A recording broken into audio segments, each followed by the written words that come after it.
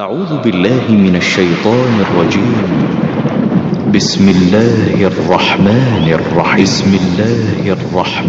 الرحيم. وقالوا لجلودهم لم شهدتم علينا قالوا أنطقنا الله الذي أنطق كل شيء وهو خلقكم أول مرة وإليه ترجعون وما كنتم تستترون أن يشهد عليكم سمعكم ولا أبصاركم ولا جلودكم ولكن ظننتم أن الله لا يعلم كثيرا مما تعملون وذلكم ظنكم الذي ظننتم بربكم أرداكم فأصبحتم من الخاسرين فإن يصبروا فالنار مثوى لهم وإن يستعتبوا فما هم من المعتبين وقيضنا لهم قرناء فزينوا لهم ما بين أيديهم وما خلفهم وحق عليهم القول في قد خلت من قبلهم من الجن والإنس إنهم كانوا خاسرين وقال الذين كفروا لا تسمعوا لهذا الحمد لله والصلاة والسلام على رسول الله وعلى آله وصحبه أجمعين أما بعد. ബഹുമാന്യരായ മുജാഹിദ് നേതാക്കളെ, മുജാഹിദ് പ്രവർത്തകരെ, സഹോദരന്മാരെ, സഹോദരിമാരെ, നമ്മൾ വീണ്ടും ഇവിടെ വേദി കെട്ടാനുള്ള കാരണം എല്ലാവർക്കും അറിയാം. ഡിസംബർ 4-ാം തീയതി മുജാഹിദ് ബാലുശ്ശേരി ആദർശ വിശദീകരണം നടത്തുകയും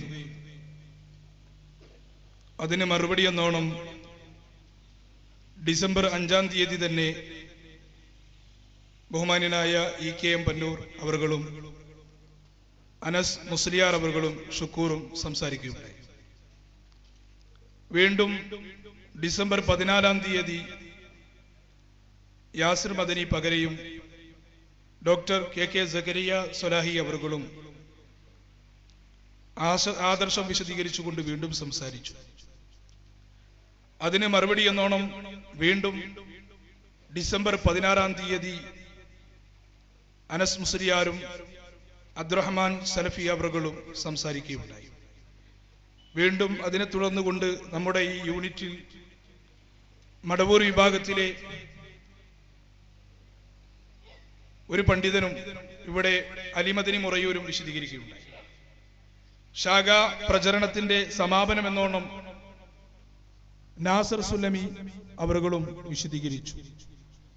ഇതിനെയൊക്കെ ഈ ഇരുവേറ്റിയിലെ ജനങ്ങൾ, ഇതിന്റെ പരിസരത്തുള്ള ജനങ്ങളെല്ലാം ഇത്തരം വിശദീകരണങ്ങളിൽ നിന്ന് കാര്യം ഉൾക്കൊണ്ടവരാണ്.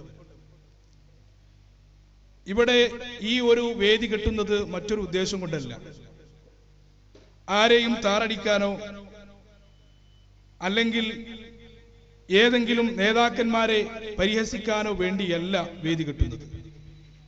യഥാർത്ഥമായ സത്യമായ ചില കാര്യങ്ങൾ വിശദീകരിക്കാൻ വേണ്ടിയിട്ടാണ്. ജിന്ന് ഭൗതികമോ അഭൗതികമോ ഒരു ചോദ്യമാണ്. ഒരു വിഭാഗം പറയുന്നു ജിന്ന് അഭൗതികമാണെന്ന്. എങ്കിൽ അതിന്റെ പ്രമാണമെന്ത്?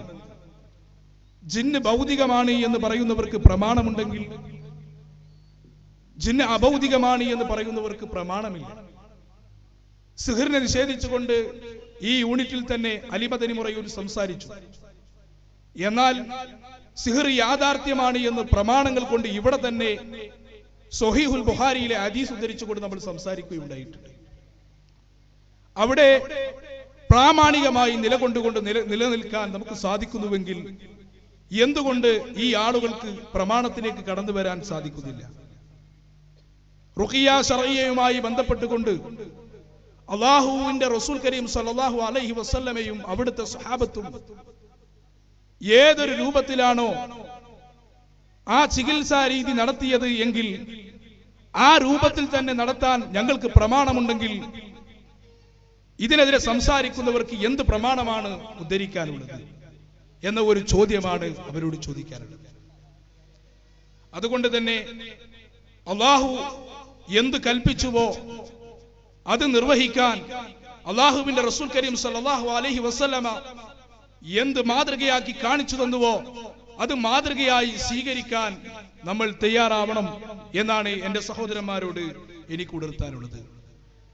അത്തീഉല്ലാഹ വ അത്തീഉർ റസൂല, നിങ്ങൾ അല്ലാഹുവിനെ അനുസരിക്കണം, അവന്റെ പ്രവാചകനെ നിങ്ങൾ അനുസരിക്കണമെന്ന് അല്ലാഹുവിന്റെ ഖുർആൻ പറയുമ്പോൾ അല്ലാഹുവിന്റെ തീരുമാനങ്ങളൊക്കെയും പ്രവാചകന്റെ തീരുമാനങ്ങളൊക്കെയും സമിഅനാ വ അതഅനാ എന്ന് പറഞ്ഞുകൊണ്ട് ഞങ്ങൾ കേട്ടിരിക്കുന്നു, ഞങ്ങൾ അനുസരിച്ചിരിക്കുന്നു എന്ന് പ്രഖ്യാപിക്കാൻ വേണ്ടിയിട്ടാണ് ഇവിടെ വേദി കിട്ടുന്നത്. പക്ഷേ സമിഅനാ വ അസൈനാ, ഞങ്ങൾ കേട്ടിരിക്കുന്നു, ഞങ്ങൾ ധിക്കരിച്ചിരിക്കുന്നു എന്ന് പറഞ്ഞുകൊണ്ട് വേദി കെട്ടുന്നവരോട് നമുക്ക് പറയാനുള്ളത് അല്ലാഹുവിലേക്ക് മടങ്ങണം, അല്ലാഹുവിന്റെ റസൂലിലേക്ക് മടങ്ങണം എന്നുള്ളതാണ്. സഹോദരന്മാരെ, ഇവിടെ ദാവാ രംഗത്ത് സജീവമായിട്ട് പ്രവർത്തിക്കുന്ന ISMന്റെയും MSMന്റെയും പ്രവർത്തനങ്ങളിൽ ചില ഇടപെടലുകൾ നടത്തിയെന്ന് ഞാൻ മുമ്പ് സൂചിപ്പിച്ചിരുന്നു. അതിന് മറുപടി എന്നോണം ഇവിടെ വിശദീകരിക്കപ്പെടുകയുണ്ടായി. MSMന്റെ കീഴിൽ കാവനൂരിൽ സംഘടിപ്പിക്കുന്ന എല്ലാ മണ്ഡലങ്ങളിലും, കേരളത്തിലെ എല്ലാ മണ്ഡലങ്ങളിലും സംഘടിപ്പിക്കുന്ന CRE മദ്രസ പഠനം കഴിഞ്ഞു നിൽക്കുന്ന വിദ്യാർത്ഥികൾക്ക് വേണ്ടിയിട്ട് ഹൈസ്കൂൾ തലം, ഡിഗ്രി തലം, പ്ലസ് ടു തലത്തിൽ പഠിക്കുന്ന കുട്ടികൾക്ക് വേണ്ടിയിട്ട് തുടർച്ചയായി നടന്നുകൊണ്ടിരിക്കുന്ന എല്ലാ ഞായറാഴ്ചകളിലും രാവിലെ നടന്നുകൊണ്ടിരിക്കുന്ന ഈ CRE ഇവിടെ പറയുകയുണ്ടായി, KNMന്റെ ആദർശത്തിന് വിരുദ്ധമായി സംസാരിക്കുന്നു എന്നുള്ളത് കൊണ്ട് അതിൽ KNM ഇടപെട്ടു. എന്താണ് KNMന്റെ ആദർശത്തിന് വിരുദ്ധമായിട്ട് അവിടെ സംഭവിച്ചത്, അവിടെ സംസാരിച്ചത് എന്ന് ഇവിടുത്തെ ആളുകളോട് ഞാൻ ചോദിക്കുകയാണ്. CREയിൽ പഠിക്കുന്ന വിദ്യാർത്ഥികളുണ്ടല്ലോ, അവിടെ രക്ഷിതാക്കളുണ്ടല്ലോ, അവരോട് ചോദിക്കുകയാണ്. എന്നിട്ട് CREയിൽ കഴിഞ്ഞ ആഴ്ച പോയിട്ട് സ്റ്റേറ്റ് കമ്മിറ്റി പറഞ്ഞയച്ചതാണെന്നും പറഞ്ഞ്, ജില്ലാ കമ്മിറ്റി പറഞ്ഞയച്ചതാണെന്നും പറഞ്ഞ് അതിൽ ഇടപെടലുകൾ നടത്തി അവിടെ അവർക്ക് തോന്നിയ രൂപത്തിൽ, നല്ല രൂപത്തിൽ പഠിക്കാമെന്ന വിദ്യാർത്ഥികളുടെ മുമ്പിൽ ഗ്രൂപ്പിസം കളിച്ചുകൊണ്ട് അവരുടെ പഠന രീതി പോലും മുടക്കുന്ന രൂപത്തിൽ പ്രവർത്തിച്ചതാരെ എന്ന ഒരു ചോദ്യത്തിന് മുമ്പിൽ മുജാഹിദ് പ്രവർത്തകരാണ് ചോദിക്കേണ്ടത്, ആരാണ് പ്രവർത്തിച്ചത്? ആർജവത്തോടുകൂടെ MSMന്റെ വിദ്യാർത്ഥികൾ ചോദിച്ചു, എന്താണ് ഇവിടെ KNMന്റെ ആദർശത്തിന് വിരുദ്ധമായി സംസാരിച്ചത് എന്ന് CREയിൽ വെച്ചുകൊണ്ട് ചോദിച്ചപ്പോൾ അതിവിടെ ചർച്ച ചെയ്യേണ്ട എന്ന് പറഞ്ഞ് പിരിഞ്ഞു പോവുകയാണ് ചെയ്തത്. അതുകൊണ്ട് തന്നെ അവരുടെ ഇടപെടലുകൾ നമ്മൾ സൂക്ഷിക്കണം. ദാവാ രംഗത്ത് ഇടപെടുന്നു, വിജ്ഞാനവേദിയിൽ മുടങ്ങാൻ കാരണം എന്താ? സലഫി മൻഹജ് എന്ന വിഷയത്തെ അധികരിച്ചുകൊണ്ടായിരുന്നു CP സലീം സംസാരിച്ചു. എന്താ പറഞ്ഞത്? സലഫി മൻഹജ് സംസാരിക്കുമ്പോൾ കേരളത്തിലെ ഇന്നത്തെ വ്യതിയാനങ്ങൾ പറയേണ്ടി വരും, മടവൂരി വിഭാഗത്തെ പറയേണ്ടി വരും. അത് പറഞ്ഞു. മടവൂരി ചാരനായി ഈ സംഘടനയുടെ രഹസ്യങ്ങൾ മടവൂരി വിഭാഗത്തിന് എത്തിച്ചു കൊടുത്ത KKPയെ പറ്റി പറഞ്ഞത് ഇവിടുത്തെ ചില നേതാക്കന്മാർക്ക് പൊള്ളി. അതിന്റെ തൊട്ട് തലേ ദിവസങ്ങളിൽ നിലമ്പൂർ പോലും KJU അദ്ദേഹം ഒരു ചാരനാണ് എന്ന് പ്രഖ്യാപിച്ചിട്ടുണ്ട്. ഇവിടെ അദ്ദേഹം ഒരു ചാരനാന്ന് പറഞ്ഞപ്പോ നമ്മൾ കൊണ്ടുവന്ന പണ്ഡിതനെ പരിഹസിച്ച, നമ്മൾ കൊണ്ടുവന്ന പണ്ഡിതനെതിരെ കൊഞ്ഞനം കാണിച്ച ഇവരുണ്ടല്ലോ, വൈകാരികമായി സംസാരിക്കുന്നു. ഇവിടെ വൈകാരികമായിട്ടാണ് വിജ്ഞാനവേദിയെ പറ്റിയും CREയെ പറ്റിയും ഇവിടെ അവതരിപ്പിച്ചത് എന്നുള്ളത് കൊണ്ടാണ്. എന്നിട്ടോ വിജ്ഞാനവേദിയിൽ അതിനെന്തെങ്കിലും പോരായ്മ അതിന്റെ നേതൃത്വത്തെ, ISMന്റെ നേതൃത്വത്തെ അറിയിക്കുന്നതിന് പകരം നേരെ സ്റ്റേറ്റ് കമ്മിറ്റിക്ക് പരാതി കൊടുത്ത് KNM അതിലിടപെട്ടു. KNM അതിന്റെ പ്രോഗ്രാം നിയന്ത്രിക്കാൻ വേണ്ടി വരിക. ചില മുതിർന്ന ആളുകൾ പോരായ്മകൾ ഉണ്ടെങ്കിൽ അത് പരിഹരിക്കാന്നല്ലാതെ എന്നിട്ടോ ഇവർക്ക് തോന്നുന്ന രൂപത്തിൽ ആളുകളെ കൊണ്ടുവരാൻ വേണ്ടിയിട്ട് ഇവർ നടത്തുന്ന ചില കളികൾ, എല്ലാവരും ഇല്ല, ചില ഗൂഢതന്ത്രം മെനഞ്ഞ് ഗ്രൂപ്പിസം കളിക്കുന്ന കുറച്ചാളുകൾ എന്നേ അതിനെപ്പറ്റി പറയാനുള്ളൂ. ഈ കാവനൂർ മണ്ഡലത്തിലെ ദാവാ പ്രവർത്തനത്തിൽ ആരാണ് എതിർ നിൽക്കുന്നതെങ്കിൽ ഞങ്ങൾ തിരിച്ചറിഞ്ഞിരിക്കുന്നു. അതുകൊണ്ടാണ് ഇവിടെ വേദി കെട്ടിയത്, അതുകൊണ്ടാണ് ഇങ്ങനെ സംസാരിക്കുന്നത് എന്ന് എല്ലാവരും തിരിച്ചറിയണം. ഇവിടെ ദാവാ രംഗം സജീവമായി ഇടപെടണം, ഇവിടെ ദാവത്ത് നടത്തണം, ഖുർആനും സുന്നത്തും യഥാർത്ഥ രീതിയിൽ പ്രബോധനം ചെയ്യണം. ഞാൻ കൂടുതൽ സംസാരിക്കുന്നില്ല, ഇവിടെ സമയം വളരെ കുറവാണ് എന്നുള്ളത് കൊണ്ട് തന്നെയാണ് ഇന്നിവിടെ സംസാരിക്കുന്നത്. സത്യം നിങ്ങൾ മനസ്സിലാക്കണം, ഗൗരവത്തോടു കൂടെ ഇടപെടണം, സത്യത്തിന്റെ കൂടെ നിൽക്കണം, അള്ളാഹുവിന്റെ ദീൻ യഥാർത്ഥമായി പഠിക്കണം, അത് പ്രബോധനം ചെയ്യണം. വേറെ ഉദ്ദേശത്തില്ല, ഭൗതികപരമായ ഉദ്ദേശം ഒന്നുമില്ല. പടച്ച തമ്പുരാന്റെ പ്രീതി മാത്രം കാംക്ഷിച്ചുകൊണ്ടാണ് ഇത്തരം പ്രവർത്തനങ്ങൾ നടത്തുന്നത് എന്ന ബോധം എല്ലാവർക്കും ഉണ്ടാവണം എന്നുണർത്തുകയാണ്. ഇന്നിവിടെ യോഗത്തിൽ സംസാരിക്കുന്നത് ബഹുമാന്യനായ അബ്ദുൽ ജബ്ബാർ മൗലവി അവർകളാണ്. അദ്ദേഹത്തെ യോഗത്തിലേക്ക് വളരെ ആദരപൂർവ്വം സ്വാഗതം ചെയ്യുകയാണ്. ഈ യോഗത്തിൽ തുടർന്നുകൊണ്ട് സംസാരിക്കുന്നത് സാജിദ് തിരൂരങ്ങാടി അവർകളാണ്. അദ്ദേഹത്തെയും വളരെ ആദരപൂർവ്വം യോഗത്തിലേക്ക് സ്വാഗതം ചെയ്യുന്നു. ശേഷം മുജാഹിദ് ബാലുശ്ശേരി അവർകളും സംസാരിക്കുന്നു. അദ്ദേഹത്തെയും ആദരപൂർവ്വം യോഗത്തിലേക്ക് സ്വാഗതം ചെയ്യുന്നു. ഈ യോഗത്തിന്റെ അധ്യക്ഷത വഹിക്കുന്നത് ഹുസൈൻ സാഹിബ് അവർകളാണ്. അദ്ദേഹത്തെയും യോഗത്തിലേക്ക് സ്വാഗതം ചെയ്യുന്നു. പ്രസിഡിയം അലങ്കരിക്കുന്നത് അലവിക്കുട്ടി മാസ്റ്റർ അവർകളാണ്. അദ്ദേഹത്തെയും യോഗത്തിലേക്ക് സ്വാഗതം ചെയ്യുന്നു. ഈ പ്രോഗ്രാം ശ്രമിക്കുന്നതിന് വേണ്ടി എത്തിച്ചേർന്ന എല്ലാവരെയും ഒറ്റവാക്കിൽ സ്വാഗതം ചെയ്തുകൊണ്ട് അധ്യക്ഷന്റെ കരങ്ങളിൽ ഏൽപ്പിച്ചു കൊടുത്ത് നിർത്തുന്നു. അസ്സലാമു അലൈക്കും വറഹ്മത്തുള്ളാഹി വബറകാതുഹു. അസ്സലാമു അലൈക്കും. അൽഹംദുലില്ലാഹി റബ്ബിൽ ആലമീൻ والعاقبة للمتقين ولا عدوان إلا على الظالمين. أما بعد. വേദിയിലും സദസ്സിലും ഇരിക്കുന്ന പണ്ഡിതന്മാരെ, പ്രിയപ്പെട്ട സഹോദരന്മാരെ, സഹോദരിമാരെ, നമ്മൾ മൂന്നാമത് ഒരു തവണ കൂടി ഇവിടെ ഇങ്ങനെ സമ്മേളിക്കാനുണ്ടായ സാഹചര്യം ഇവിടെ വിശദീകരിക്കുകയുണ്ടായി. നമ്മെ സംബന്ധിച്ചിടത്തോളം വളരെ ചെറിയ സമയമാണ് ലഭ്യമായിട്ടുള്ളത്. 3 പണ്ഡിതന്മാർക്ക് വിഷയത്തിൽ ഊന്നിക്കൊണ്ട് സംസാരിക്കാനുള്ളത് കൊണ്ട് ഞാൻ കൂടുതലായി ഒന്നും സംസാരിക്കാൻ ഉദ്ദേശിക്കുന്നില്ല. നമുക്ക് മനസ്സിലാക്കിയതുപോലെ ഇന്ന് ഇവിടെ വളരെ വിവാദമായിരിക്കുന്ന ജിന്ന് സിഹ്ർ വിഷയം യഥാർത്ഥത്തിൽ കഴിഞ്ഞ 10 വർഷമായിട്ട് ഈ കേരളക്കരയിൽ ഈ മുജാഹിദ് പ്രസ്ഥാനത്തിൽ നിന്ന് വേറിട്ട് പോയ മടൂർ വിഭാഗം അവരുടെ മുഴുവൻ വേദികളിലും സംസാരിച്ച് ഏറെക്കുറെ അവർ ഒഴിവാക്കിയിരുന്ന ഒരു വിഷയമായിരുന്നു എന്ന് നമ്മളെല്ലാം ഇതിനകം കേട്ടതും അറിഞ്ഞതും മനസ്സിലാക്കിയതുമാണ്. അത് ഏറ്റുപിടിച്ചുകൊണ്ട് ഇവിടുത്തെ പൗരി വിഭാഗത്തിന്റെ പണ്ഡിതന്മാർ മുജാഹിദ് പ്രസ്ഥാനം സിഹ്ർ യാഥാർത്ഥ്യമാണ് എന്ന് അംഗീകരിക്കുക വഴി ശിർക്കിൽ അകപ്പെട്ടിരിക്കുന്നു എന്ന് പ്രചരിപ്പിക്കുകയും അവർ അതിന് തെളിവെന്നോണം നിരവധി കാര്യങ്ങൾ ഉദ്ധരിച്ചുകൊണ്ട് ലേഖനങ്ങൾ എഴുതുകയും ചെയ്തു. യഥാർത്ഥത്തിൽ ഈ 2 പ്രചരണങ്ങൾക്കും പ്രമാണബദ്ധമായിട്ട് നമ്മുടെ പ്രസ്ഥാനം കഴിഞ്ഞ കാലങ്ങളിൽ മറുപടി നൽകുകയുണ്ടായി. എന്താണ് ഇവിടെ 10 വർഷമായിട്ട് ഒരു പുതിയ വിഷയം ചർച്ച ചെയ്യപ്പെടാൻ കാരണമെന്ന് നമ്മൾ ഓരോരുത്തരും ആലോചിക്കേണ്ടതാണ്. 2002 ഈ പ്രസ്ഥാനത്തിൽ നിന്ന് ആശയവ്യതിയാനം സംഭവിച്ചുകൊണ്ട് ഒരു വിഭാഗം പുറത്തു പോയപ്പോൾ ഉടനെ തന്നെ അവർ നമ്മോട് പറഞ്ഞത്, ഇതാ ഈ മൗലവി വിഭാഗം, AP വിഭാഗം ശിർക്കിലേക്ക് പോയിക്കൊണ്ടിരിക്കുകയാണ്. അവർ ഇവിടെ ഇറക്കുമതി ചെയ്തിരിക്കുന്ന ആദർശം ഗൾഫ് സലഫിസമാണ്. ഗൾഫിലെ പണ്ഡിതന്മാർ ജിന്ന് സേവ നടത്തുന്നവരാണ്, ജിന്ന് പൂജകരാണ് എന്നെല്ലാം അവർ പ്രചരിപ്പിക്കുകയും സിഹ്ർ യാഥാർത്ഥ്യമാണെന്ന് അംഗീകരിക്കുന്നവരാണ്. സിഹ്ർ ജിന്ന് ബാധ ഉണ്ടാകും, അത് സത്യമാണെന്ന് പറയുന്നവരാണ് ഗൾഫിലെ സലഫികൾ. അതുകൊണ്ട് ആ ഗൾഫ് സലഫിസമാണ് ഇവിടെ ഇനി പ്രചരിപ്പിക്കാൻ പോകുന്നത്, അത് ഞങ്ങൾ ഒരിക്കലും അനുവദിക്കുകയില്ല എന്നായിരുന്നു അവർ ജനങ്ങളോട് പറഞ്ഞിരുന്നത്.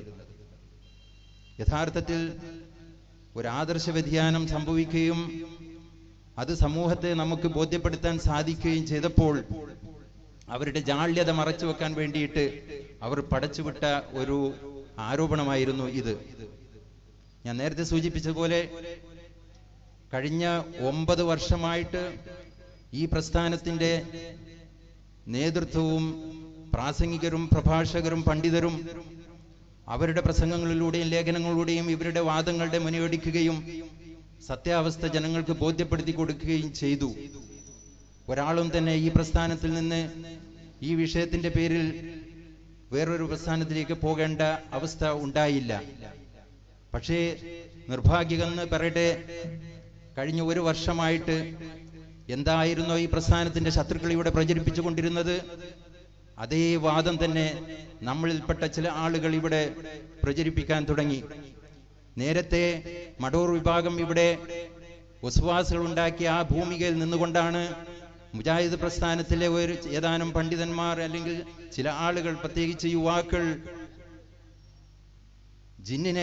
ജിന്നിനോട് സഹായം തേടാമെന്ന് വാദമുള്ളവരാണെന്ന് പറയുകയും അതിന് തെളിവെന്നോണം അവർ തന്നെ ഗണ്ണിച്ച് ജനങ്ങൾക്ക് സത്യം ബോധ്യപ്പെടുത്തി കൊടുത്ത ഇസ്ലാഹ് മാസികയിൽ വന്ന ഇവിടെ ഇരിക്കുന്ന പണ്ഡിതവര്യനായ ജനാബ് അബ്ദുൽ ജബ്ബാർ മൗലവി എഴുതിയ ഒരു ലേഖനത്തെ ദുർവ്യാഖ്യാനം ചെയ്തുകൊണ്ട് മടവൂരികൾ ഇവിടെ ചർച്ച ചെയ്തിരുന്ന അതേ വിഷയം അതേ സ്വരത്തിൽ വേറെ നാവുകളിലൂടെ നമ്മൾ കേൾക്കാൻ തുടങ്ങി.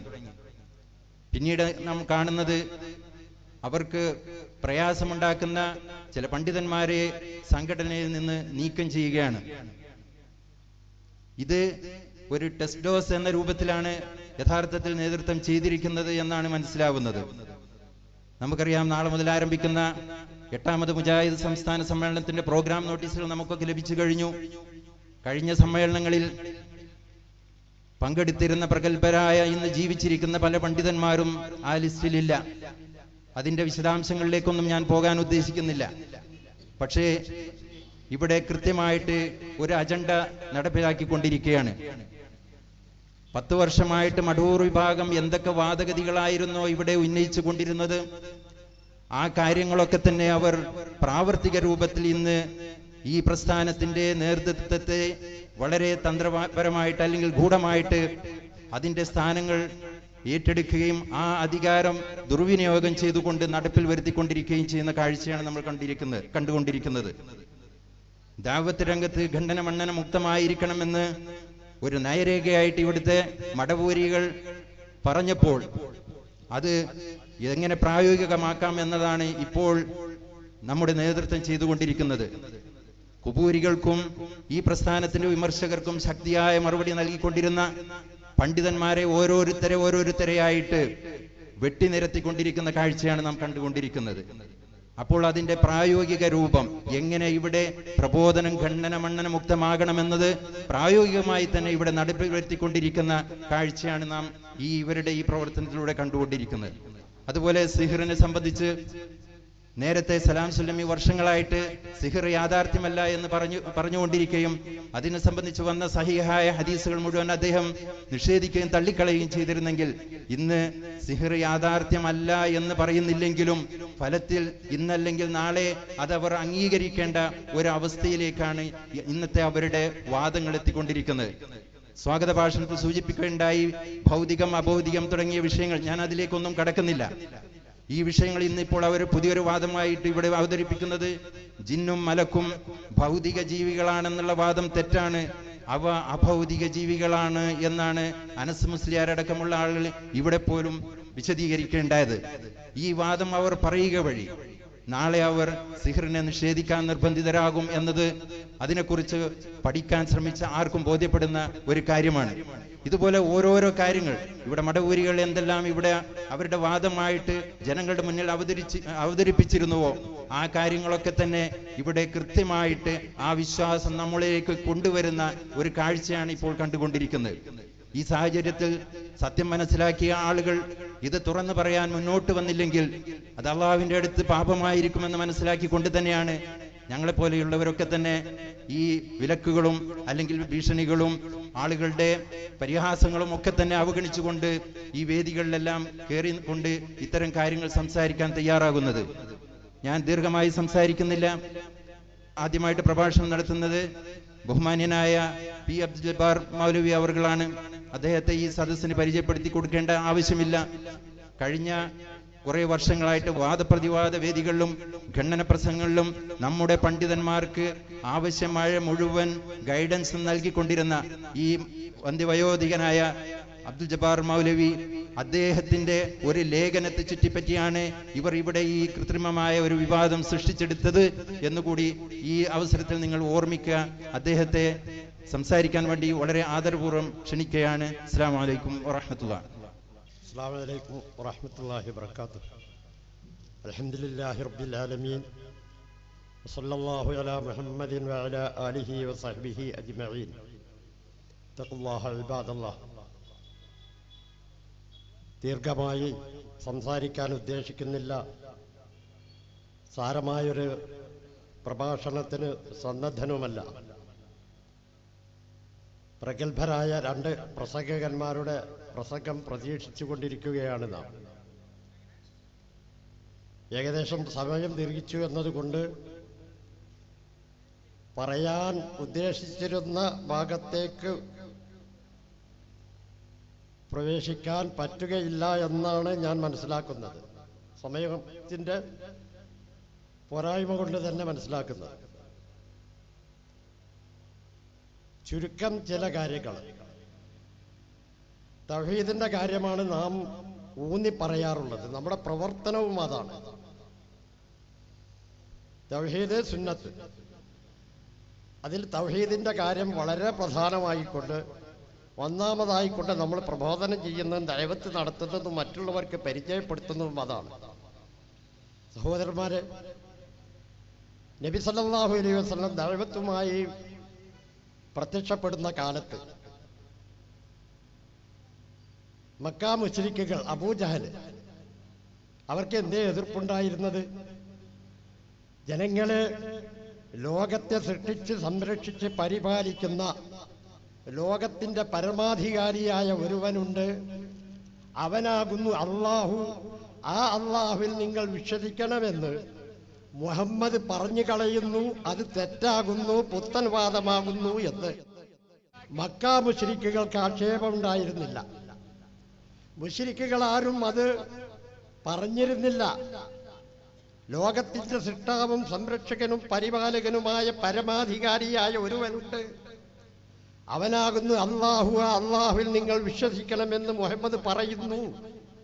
അത് പുത്തൻവാദമാകുന്നു എന്നവർക്ക് തോന്നിയിട്ടില്ല.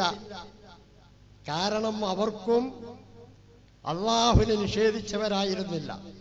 അപൂർവം ചില യുക്തിവാദികൾ ഉണ്ടായിരുന്നു എന്നല്ലാതെ ലോകത്തിന്റെ സംരക്ഷകൻ അള്ളാഹു ആകുന്നു എന്നതിൽ അഭിപ്രായ വ്യത്യാസമുണ്ടായിരുന്നില്ല. പിന്നെ എവിടെ തൗഹീദിൽ നിന്ന് വ്യതിചലിച്ചത്? തൗഹീദിൽ നിന്ന് മാറിയത് എവിടെ നിന്ന്? അപ്പോ പിന്നെ എവിടെയാണ്? എന്നാൽ പോവട്ടെ, ലോകത്തിന്റെ സൃഷ്ടാവും സംരക്ഷകനും പരിപാലകനുമായ ഒരുത്തനുണ്ട്, അവനാകുന്നു ഈ ലോകത്തിന്റെ പരമാധികാരി. അവനെ നിങ്ങൾ ആരാധിക്കണം, അവന് ഇബാദത്ത് ചെയ്യണമെന്ന് മുഹമ്മദ് പറയുന്നു. ഇത് നമുക്ക് പൊറുപ്പിക്കാൻ പാടില്ല, പുത്തൻവാദമാകുന്നു എന്ന് മക്കാ മുശ്രിക്കുകൾ പറഞ്ഞിരുന്നോ? അതായിരുന്നോ മക്കാ മുശ്രിക്കുകളും ഇവരുമായുള്ള അഭിപ്രായ വ്യത്യാസം? അല്ല, ആയിരുന്നില്ല. കാരണം അല്ലാഹുവിനെ ആരാധിക്കുന്നതിൽ ലബ്ബൈക അല്ലാഹുമ്മ ലബ്ബൈക ലബ്ബൈക ലാ ശരീക ലക ഇല്ലാ ശരീകൻ ഹുവ ലക തംലികുഹു വമാ മലക. അല്ലാഹുവേ, നീയാണ് ലോകത്തിന്റെ പരമാധികാരി, മറ്റുള്ളവർ നിന്റെ കീഴിലാകുന്നു എന്ന തൽബിയത്തും ചൊല്ലിക്കൊണ്ടായിരുന്നു അവർ, അബൂജഹൽ അടക്കമുള്ളവർ, കഅബ തവാഫിന് വന്നിരുന്നത്. അപ്പൊ അള്ളാഹുവിനെ ആരാധിക്കണമെന്ന് മുഹമ്മദ് നബി പറയുന്നു. മുഹമ്മദ് പറയുന്നു അത് പുത്തൻവാദമാകുന്നു, അത് നമുക്ക് പൊറുപ്പിക്കാൻ പാടില്ല എന്ന് അബൂജഹലന്മാർക്ക് അഭിപ്രായമുണ്ടായിരുന്നില്ല. പിന്നെ എന്തേ ഉണ്ടായത്? ലോകത്തിന്റെ സൃഷ്ടാവും സംരക്ഷകനും പരിപാലകനുമായ ലോകത്തിന്റെ പരമാധികാരിയായ ഒരുവനുണ്ട്, അവനാകുന്നു അല്ലാഹു. ഇക്കാര്യത്തിൽ അഭിപ്രായ വ്യത്യാസം ഉണ്ടായിരുന്നില്ല. പിന്നെയോ അവനെ മാത്രം ആരാധിക്കണം എന്ന് പറഞ്ഞതാണ് പുത്തൻവാദമായി തോന്നിയത്. അത് അംഗീകരിച്ചുകൂടാ. എന്തുകൊണ്ട്? അള്ളാഹുവിനെ ഇബാദത്ത് ചെയ്യാൻ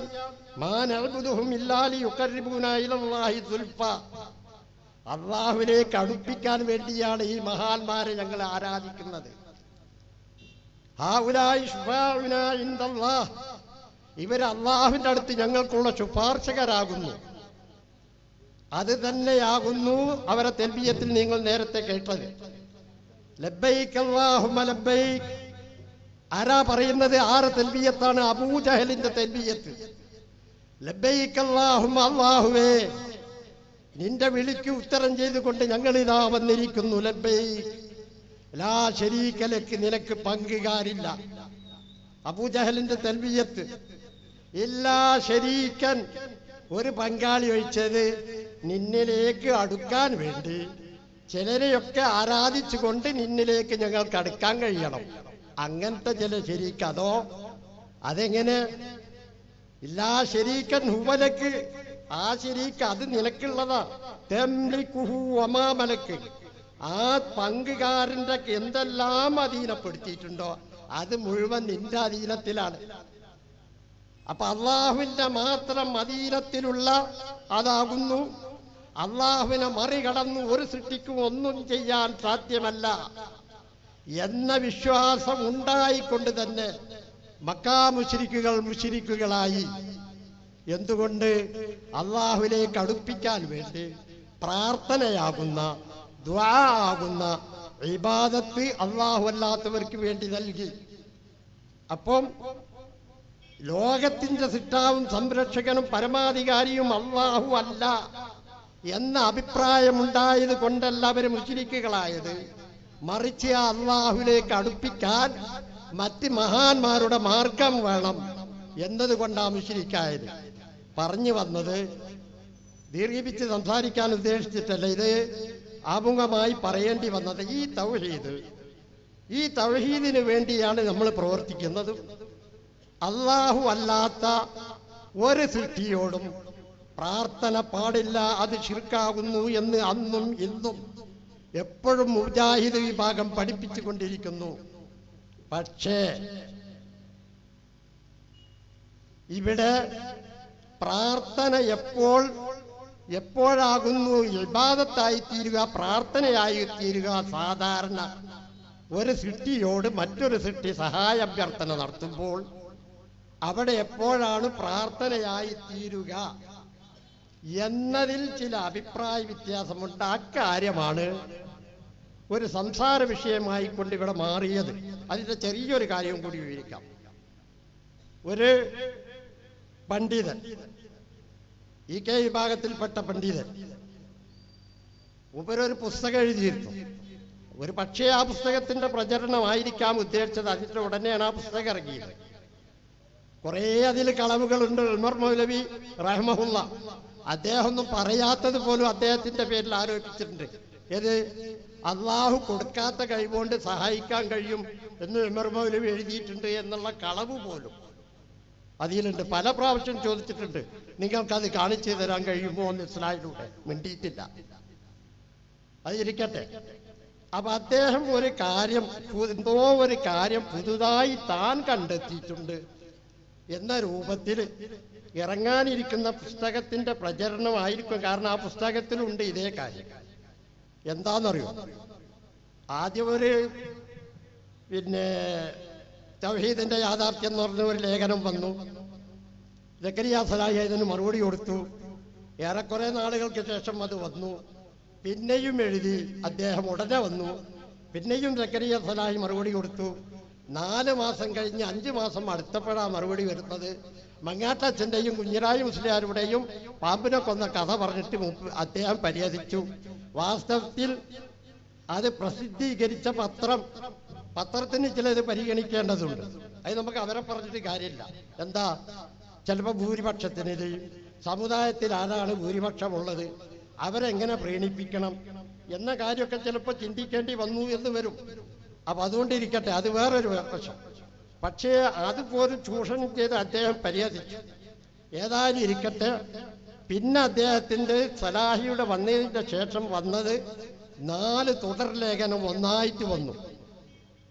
ഈ 4 വന്നതിൻ്റെ ശേഷം ഇനി ഇതോടുകൂടെ അവസാനിച്ചു എന്നും പറഞ്ഞു. ഇനി ഇത് ഈ വിഷയമായിട്ട് സ്വീകരിക്കുകയില്ല എന്ന് പത്രം അറിയിക്കുകയും ചെയ്തു. അപ്പൊ ആ 4-ാമത്തേലുള്ള കാര്യം ഒന്ന് മനസ്സിലാക്കണം. എന്താണെന്നറിയോ? ഇവിടെ ജിന്നുകളില്ലേ, മലക്കുകളില്ലേ? ജിന്നുകൾക്കും മലക്കുകൾക്കും ജിന്നുകൾക്ക് അഭൗതികമായി പലതും ചെയ്യാൻ കഴിയുമെന്ന് മുസ്ലിങ്ങൾ വിശ്വസിക്കുന്നു. തെറ്റാണത്. അഭൗതികമായി ഒരു സൃഷ്ടിക്കും ഒരു കഴിവുമില്ല. ഓരോ സൃഷ്ടിക്കും ആ സൃഷ്ടിക്ക് നൽകപ്പെട്ട കഴിവ് അത് അഭൗതികമല്ല. പക്ഷെ അഭൗതിക ജീവികൾ എന്ന് വേണമെങ്കിൽ മലായിക്കത്തിനെ കുറിച്ച് അല്ലെങ്കിൽ ആത്മീയ ജീവികൾ എന്നൊക്കെ പറയാം. അഭൗതിക കഴിവ് ഒരു സൃഷ്ടിക്കും നൽകപ്പെട്ടിട്ടുള്ള കാര്യകാരണ ബന്ധാടിസ്ഥാനത്തിൽ പ്രവർത്തിക്കുന്ന പ്രവർത്തനമല്ലാതെ ഇങ്ങനെ ഓരോ സൃഷ്ടിക്കും. അപ്പൊ അദ്ദേഹം പറഞ്ഞത് മലക്കുകളില്ലേ, ഇവിടെ ജിന്നുകളില്ലേ? ജിന്നുകൾക്ക് അഭൗതികമായി ചിലതൊക്കെ ചെയ്യാൻ കഴിയുമെന്ന് മുസ്ലിങ്ങൾ വിശ്വസിക്കുന്നു. ഒരു പണ്ഡിതൻ എഴുതിയതാണ്. നിങ്ങൾ മനസ്സിലാക്കണം. ജിന്നുകൾക്ക് അഭൗതികമായി ഒരു സൃഷ്ടിക്കും ഒന്നും ചെയ്യാൻ കാര്യകാരണ ബന്ധങ്ങൾക്ക് അതീതമായിക്കൊണ്ട് ഒരു സൃഷ്ടിക്കും ഒന്നും ചെയ്യാൻ കഴിയുകയില്ല. ഇവിടെ കാര്യകാരണ ബന്ധങ്ങൾക്ക് അതീതമായിക്കൊണ്ട് സൃഷ്ടികളിലൂടെ ഈ ലോകത്ത് പ്രകടമാവുന്നത് എന്താണെന്ന് നിങ്ങൾ മനസ്സിലാക്കണം. എന്തുമാത്ര മുഅ്ജിസത്ത് കറാമത്ത് മാത്രം. മുഅ്ജിസത്തും കറാമത്തിനും നമുക്ക് ബാഹ്യത്തിൽ നോക്കിയാൽ കാണാവുന്ന കാര്യകാരണ ബന്ധങ്ങൾ ഉണ്ടാവുകയില്ല. മൂസ നബി അലൈഹിസ്സലാം തന്റെ കയ്യിലുള്ള വടി താഴെ ഇടുന്നു. ഇവിടെ ഞാനിത് അടുത്ത ഒരു ദിവസം പറഞ്ഞതാണ്. കേൾക്കാത്തവരുണ്ടെങ്കിലോ എന്ന് വിചാരിച്ച് പറയാം. മൂസ നബി അലൈഹിസ്സലാം വടി താഴെ ഇടുന്നു. വടി താഴെ ഇടുക എന്നുള്ളത് എനിക്കും കഴിയും, നിങ്ങൾക്കൊക്കെ കഴിയും, മൂസ നബി അലൈഹിസ്സലാമിനും കഴിയും. പക്ഷേ അത് താഴെയിട്ടാൽ സർപ്പമായി മാറുക എന്നുള്ളത് മൂസ നബി നമ്മളിട്ടാൽ സർപ്പമായി മാറുകയില്ല. മൂസ നബി അലൈഹിസ്സലാം അത് താഴെയിടുമ്പോൾ സർപ്പമായി മാറുന്നു. ഇത് ഭൗതികമല്ല, കാര്യകാരണ ബന്ധങ്ങൾക്ക് അതീതമായിക്കൊണ്ട് അള്ളാഹു അവിടെ നടത്തുന്നതാണ്. സൃഷ്ടികളുടെ കൈയായി ഈ ലോകത്ത് എന്ത് മാത്രമേ അഭൗതികമായും കാര്യകാരണ ബന്ധങ്ങൾക്ക് അതീതമായി നടത്തുന്നതുള്ളൂ? മുഅ്ജിസത്ത് കറാമത്ത് മാത്രം.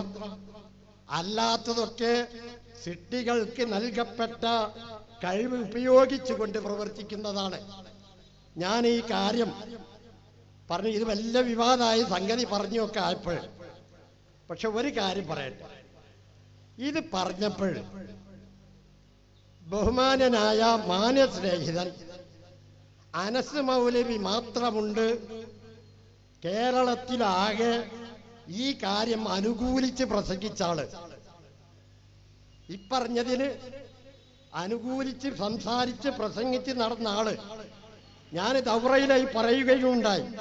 കേന്ദ്രം സംഘടിപ്പിച്ച ദൗറയിൽ പറഞ്ഞു, ഈ കാര്യം ആരുപോലും എതിർത്ത് പറയാതെ ഇത് മറുവിഭാഗം സംസാരിച്ചിട്ട് ഇതിനെക്കുറിച്ച് ഒന്നും ആരും പറയാത്തത് കൊണ്ടാണ് പുളിക്കൽ നമ്മുടെ പ്രഭാഷണ പരമ്പര, ഗണ്ണന പ്രസംഗ പരമ്പര നടന്നുകൊണ്ടിരിക്കുന്നതിൻ്റെ ഇടയിൽ ഞാനിത് നോട്ടീസാക്കി ഇറക്കേണ്ടി വന്നതും അത് ചർച്ചാ വിഷയമായി തീർന്നതും അവിടെ ഇറക്കേണ്ടി വന്നു എന്നുള്ളതൊക്കെ ഞാൻ ഈ ദൗറയിൽ പറയുക പോലും ഉണ്ടായി. പറഞ്ഞു വന്നത് ഈ കാര്യം മാത്രം ഉണർത്താനെന്ന് പറഞ്ഞാൽ ഇത് വർഷങ്ങൾക്ക് മുമ്പ് KNM ഇവര് 2 വിഭാഗമായി പിരിയുന്നതിന്റെ മടപ്പൂര് വിഭാഗവും ഔദ്യോഗിക വിഭാഗവുമായി പിരിയുന്നതിന്റെ വർഷങ്ങൾക്ക് മുമ്പ് ഷബാബിൽ എഴുതിയ കാര്യം. അന്ന് KNMന്റെ 2007 അമ്പലക്കടവ് പൈസയ്ക്ക് മറുപടിയായിക്കൊണ്ട് ഞാൻ എഴുതിയത് എന്റെ ഫൈസി അഭൗതികമായി ഒരു സൃഷ്ടിക്കും ഒരു കാര്യവും ചെയ്യാൻ സാധ്യമല്ല. എന്ന് പറഞ്ഞുകൊണ്ടാണ് അവിടെ ആ ഉദാഹരണങ്ങളൊക്കെ എഴുതിയത് 2007 ഏപ്രിൽ. എന്നാൽ 2000-ന് മുമ്പ് KNM ഭിന്നിക്കുന്നതിന്റെ മുമ്പ് ഇതേ കാര്യം സ്വന്തം ഷബാബിൽ വന്നപ്പോൾ ആർക്കും ഒരു എതിർപ്പും ഉണ്ടായിരുന്നില്ല. എന്റെ ഷബാബിൽ വന്നത് മുഅ്മിനുകളായ സജ്ജനങ്ങളോട് സഹായം തേടാമോ ചോദ്യാണ്.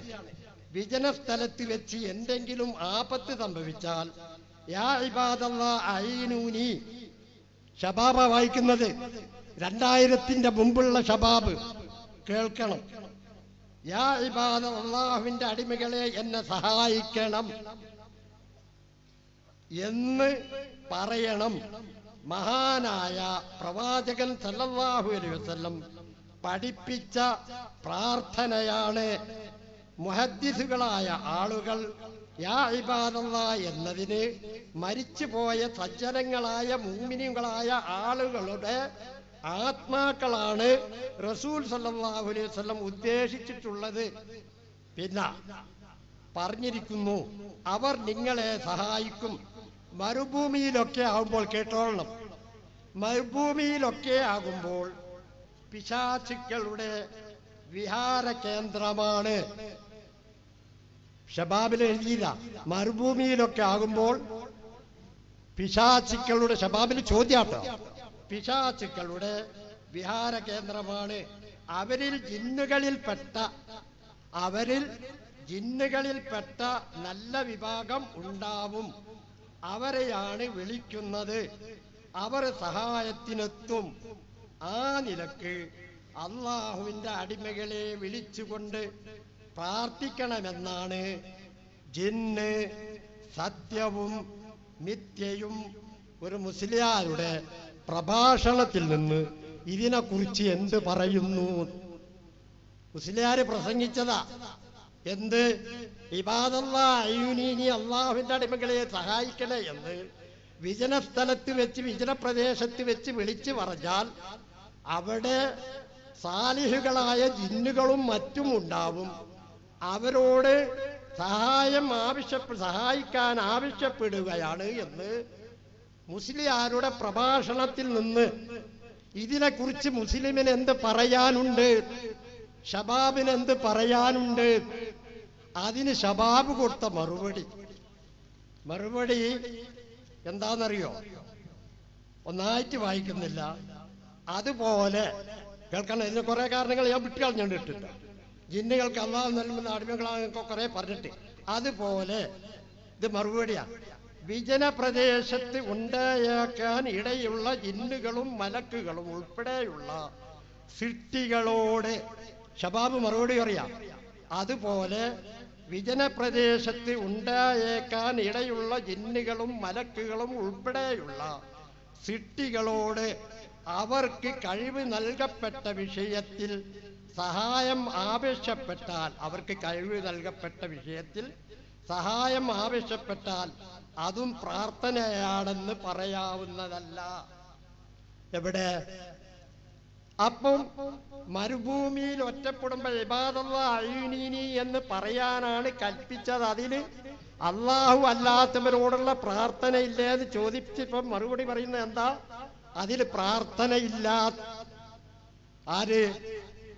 യാ ഇബാദല്ലാഹ് അഈനൂനി എന്ന് മരുഭൂമിയിൽ സാലിഹികളായ ജിന്നുകൾ ഉണ്ടാകും. ആ ജിന്നുകളോട് തേടാനാണ് റസൂലുള്ളാഹ് കൽപ്പിക്കുന്നത് എന്ന് മുസ്ലിയാര് പ്രസംഗിക്കുന്നു എന്ന് ഷബാബിന് ചോദ്യം കൊടുത്തപ്പോൾ ഷബാബ് മറുപടി പറയുന്നു, അതിൽ പ്രാർത്ഥനയില്ല.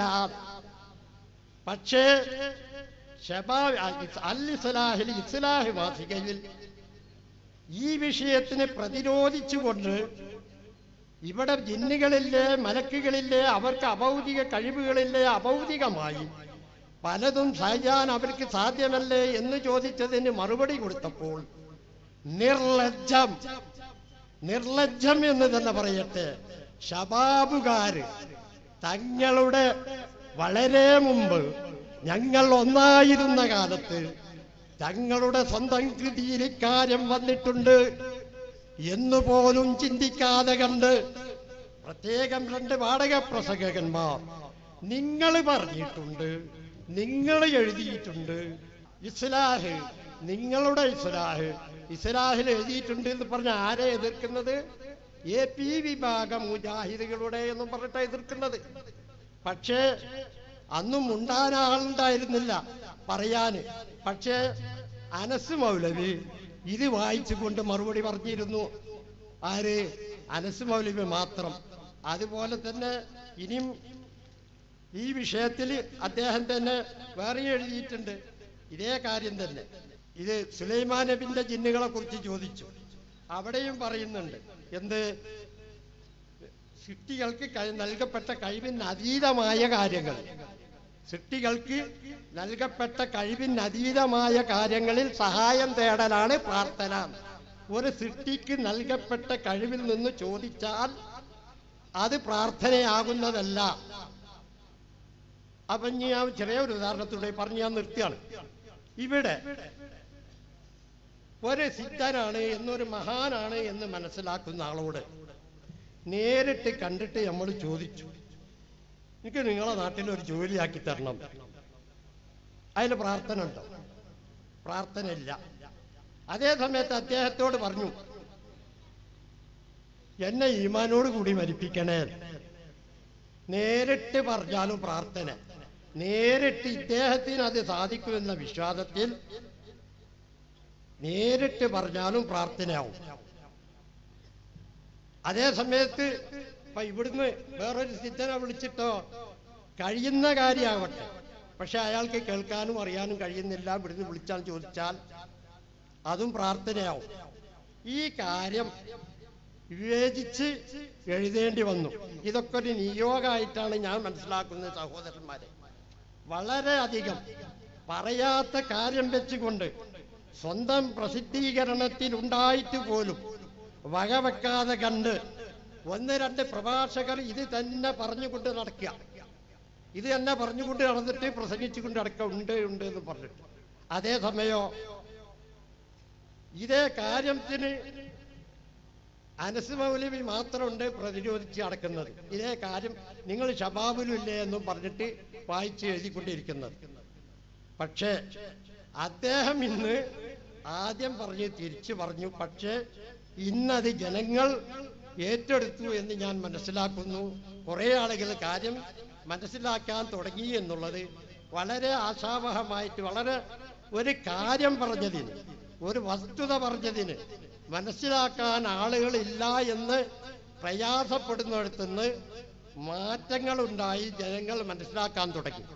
അപ്പം പറഞ്ഞു വന്നത് ഇത്തരം കാര്യങ്ങൾ ഇത് ഒരു ചർച്ചാ വിഷയമാക്കാതെ എന്ന് പറഞ്ഞാൽ ഈ കാര്യത്തിന് വേണ്ടി സംസാരിക്കണ്ട എന്നല്ല പറഞ്ഞത്.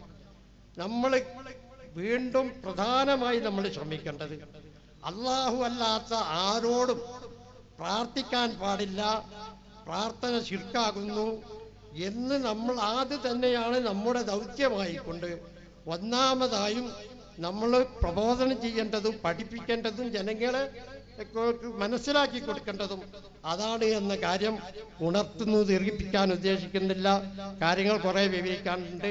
അള്ളാഹു തൗഫീഖ് ചെയ്യുമാറാകട്ടെ. വാഹിദു